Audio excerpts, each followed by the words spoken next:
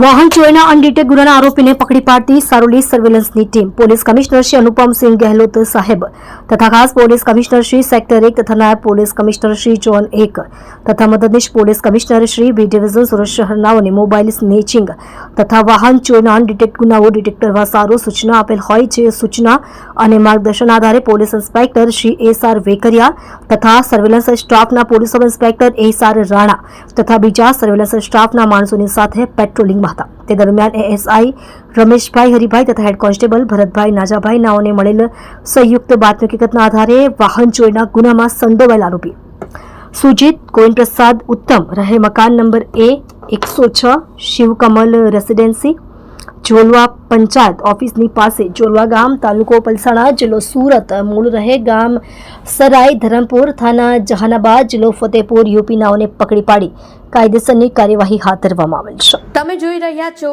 SD news channel phasor શેખની સાથે.